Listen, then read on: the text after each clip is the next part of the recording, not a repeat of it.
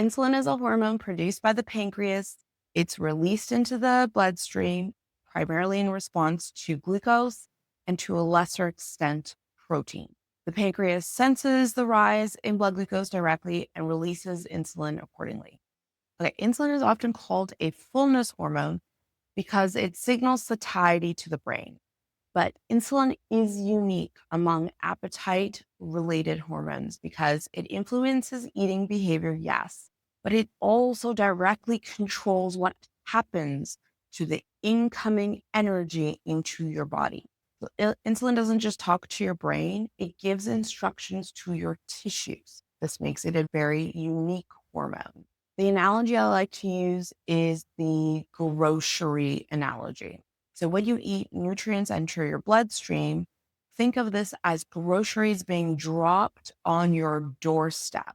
You've got to put the groceries away because eventually it'll melt, it'll rot, it will ruin your floors. You can't get past it or outside. It's a problem. The same situation in your bloodstream. Once the energy's in there, your body needs a way to get it to places outside of the bloodstream because it's getting in the way. Whoever is the person in your household that puts the groceries away, they are insulin. The insulin's job is to put some stuff in the fridge, some stuff in the pantry, and anything that's extra. Everyone has that one closet with the random stuff in it from when you buy too much. That's where insulin shoves the extra. Okay, this matters because too much glucose into your bloodstream is dangerous. So insulin works to clear it out efficiently. Okay, so here's what insulin does. It tells your blood vessels to dilate to improve the delivery of the nutrients to your tissues. It tells the liver to stop producing and releasing glucose. So when you're in a fasted state, you need some level of glucose always in your blood because your brain needs glucose. So when you haven't eaten in a while, your liver does that. Once you've got nutrients coming in from the outside, insulin's like, whoa, liver, we got extra coming from the outside. Stop making it, stop releasing it. It tells your muscles and liver cells to take up glucose and store it as glycogen. It tells your fat to stop breaking down fat and releasing it into the bloodstream because you've got extra energy coming in. We need to store stuff, not put more into the bloodstream. Here's the critical part. If glucose exceeds storage capacity, insulin has tried to shove as much as it can into the muscles to be used as energy or to be stored as glycogen. It's tried to shove as much as it can into the liver, and it's still got more in the blood. This is when it tells the liver, okay, I need you to start converting the excess glucose we have into fat and shuttle it to our fat cells. That is the point of your fat cells, essentially, is to store extra energy. Also, the brain receives the signal, whoa, we have enough energy, stop eating. You can stop eating, start to feel full. Once blood glucose normalizes, insulin secretion falls. Okay, so when the system works well is when glucose enters the bloodstream gradually. The pancreas can release insulin in a controlled, titrated, proportional way. Blood sugar remains like it rises a little bit, but basically remains stable. Your satiety signals are very clear, you feel full, and energy is handled efficiently. It's going to your tissues, being used as energy, being stored as glycogen so you can access it quickly when you need energy later in the day. This happens when glucose is eaten in modest amounts if you're not very active, or in amounts that support your physical activity. If you do a lot of physical activity, you can eat a little bit more glucose because it's used to fuel it. This also happens when glucose is eaten with protein, with fiber, and with fat. Helps slow down how much is released into the bloodstream. However, when the system is overwhelmed, which is when you eat highly processed, rapidly absorbed carbohydrates, they deliver glucose way too fast into the bloodstream. It's like trying to fill a cup with a fire hose. Essentially, what you're doing, mainlining it into your bloodstream.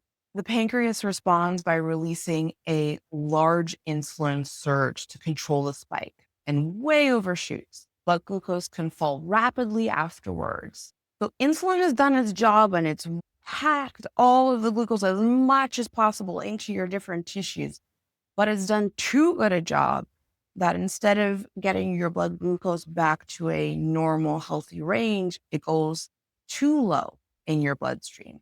And that's when you can get things like sleepiness, brain fog, food coma feeling. and really strong hunger shortly after eating. The reason that that strong hunger spike occurs so soon after you just ate is because the blood glucose dropped too quickly because there was too much insulin. The brain interprets this as a threat, activates counter-regulatory signals. Ghrelin rises again, even though cells are full of energy, your tissues are full. So you feel hungry shortly after eating, not because you lacked energy, but because glucose handling was unstable. You eat again, and the cycle repeats. In the short term, if you can break the cycle, it's not so bad outside of the brain fog. But it's when this cycle persists. Repeated large glucose loads can eventually overwhelm your tissues. Your muscle, your liver, and your fat cells reach their storage limits. They can't pack anything more in. They become less responsive to insulin. The insulin levels rise chronically because there's more blood sugar being left in your blood because your cells are no longer listening to insulin. And that includes your brain cells. So since insulin normally contributes to satiety signals, but your brain cells are insulin resistant, they're not listening, you feel less full, meals get larger, hunger returns sooner. This is what insulin resistance is. And it's, as you can see, it perpetuates itself, unfortunately. Here's the practical takeaway for you. If you get hungry every 2 to 3 hours, experience food coma or brain fog at 2 or 3 p.m., just a couple hours after eating lunch, don't feel satiated after meals, need larger meals to feel full, it's often a signal of too much glucose at once or not enough protein, fiber, and fat to slow the absorption and suppress ghrelin. Also, very important note, insulin is also released in response to protein, but in that context, it is telling your body to do something very different. When insulin rises with protein, it is not telling your body to store energy for later. It is telling your liver and your muscle cells to use the incoming amino acids right away, to build and to repair cellular proteins and to stop breaking down existing tissue. So if glucose is like groceries being dropped off at your house, protein is like bringing home a piece of IKEA furniture. The furniture isn't meant to be stored in a fridge for later. It's meant to be assembled and used right now. Insulin's role here is not to stash calories. It's more like telling your husband, I need you to build the IKEA furniture so we can actually use it. So in other words, amino acids provide the building materials. Insulin opens the door and turns off the breakdown, and muscle liver cells assemble those materials into functional protein. That is why protein can raise insulin without causing fat gain. Insulin in this context is acting as a permissive anti-catabolic, anti-breakdown signal, not a storage command. Okay, where are we so far? Protein strongly suppresses ghrelin. Large, fast glucose loads can destabilize insulin signaling. Repeated instability disrupts both hunger and satiety cues. All right, everyone's favorite hormone, GLP-1.